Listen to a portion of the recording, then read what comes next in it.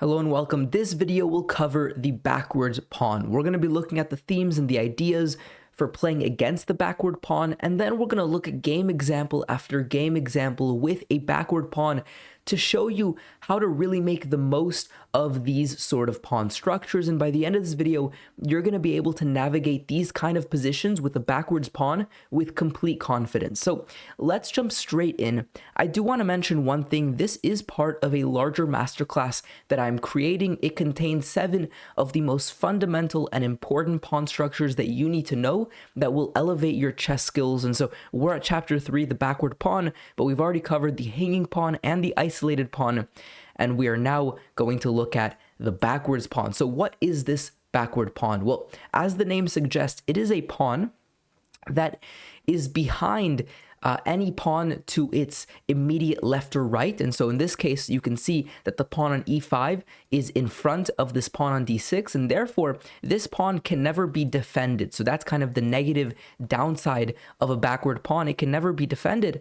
Additionally, very commonly, the square in front of the pawn is often in great control of the opponent, and so this pawn can never push forward, and therefore it is a undefended and static weakness. And so as white's perspective in this position, you want to put as much pressure as you can on a backward pawn, and generally speaking, this is a weakness. There, in the other structures we looked at, like the hanging pawn structure, it's double-edged. Both players have something to play with and against the pawn structure. However, in this situation, you don't really want a backward pawn. So you might wonder, why does anyone ever play into an opening with a backward pawn? For example, here playing e5, or alternatively playing knight f6 and then playing the move e5, is a very common way to play the Sicilian, the Sveshnikov variation, where you end up with a backward pawn on d6. You might wonder, what's the point of this? Well, generally speaking, the reason that you would go for a backward pawn is because you gain something else in exchange. You get initiative, you get space,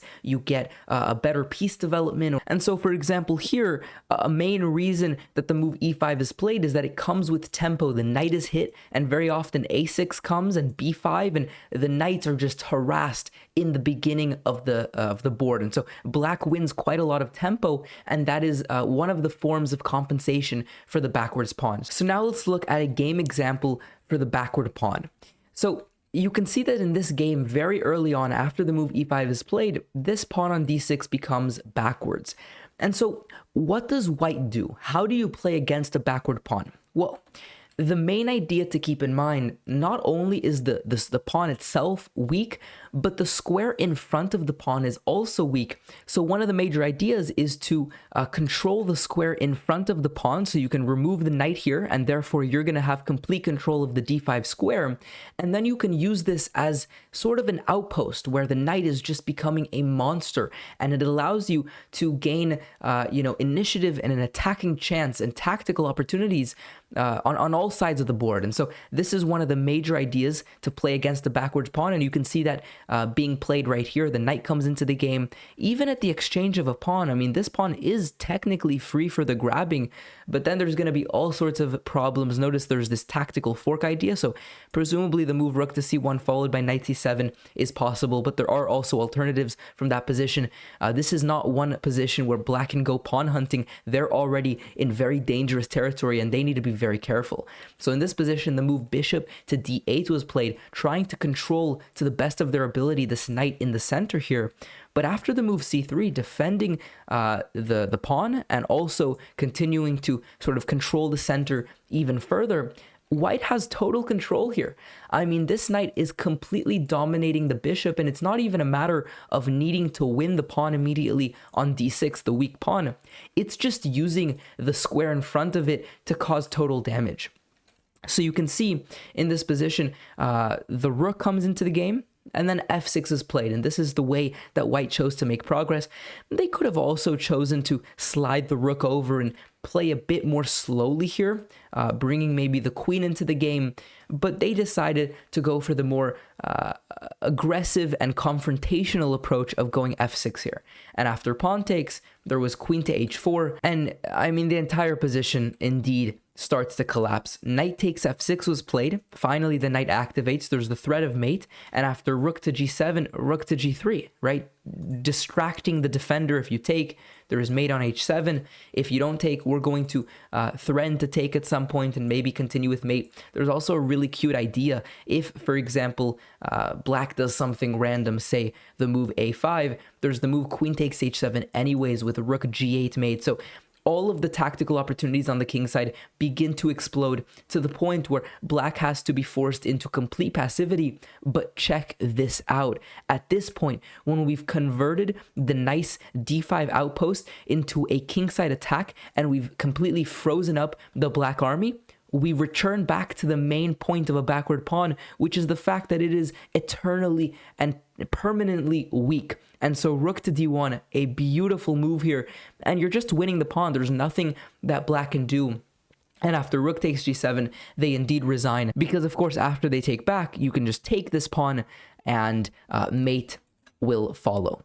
So a phenomenal example of the way to approach backward pawn positions, and it's so simple and positional. You put the outpost and then you create an attack, and at some point, if you need, you can return back to the weakness of the pawn. So let's look at another example of a very similar concept. So towards the very beginning of this game, you can see this pawn on c3 becomes a backwards pawn. Now, although it's not in the exact same order as we saw before, the pawn could at some point push forward, at which point we'd have a hanging pawn structure. So that's why it's useful to know multiple different pawn structures. But currently, as the position stands, this pawn cannot be defended by a neighboring pawn, and it is weak. And so what black does is twofold. First of all, they ensure that the pawn can never push, at which point, again, it would become a much stronger hanging pawn formation. And secondly, black goes and tries to target this pawn. So look what happens. Rook to c4, planting the rook here, even at the exchange, at the expense of a pawn, in order to ensure that c4 never comes. And now all of the rooks and the major pieces enter the party. There's pressure on c3 that is very difficult to play against. And after rook to a4, knight to d5 comes. There's pressure again on c3, rook to c1, rook to c4, and the position is one where black can just sit here. White can never move their queen out because then the pawn would fall. Move their bishop, again the pawn would fall. White is completely paralyzed here. They have to continue watching this weak pawn, at which point black can make small improving moves. f6, which allows the king to come in and defend the center a little bit more. You know, white does not have any threats that they could ever put and impose on the position, and so black has all the time in the world. Look at this maneuver. Knight f8, knight g6. And at some point, you'll see this knight re-enter to f8. There is no time pressure here. Black can afford to try out these different approaches here, and that's the luxury that they have. Knight back to g6. I mean, this becomes comedic, but at some point, the position breaks. Now, notice that here, I mean, white did kind of just fold. There's not enough control here because of this very nice maneuver bringing the rook to a3. But if need be, this knight could have found a way to enter the attack. I mean, one approach is to maneuver the knight to the square on b5.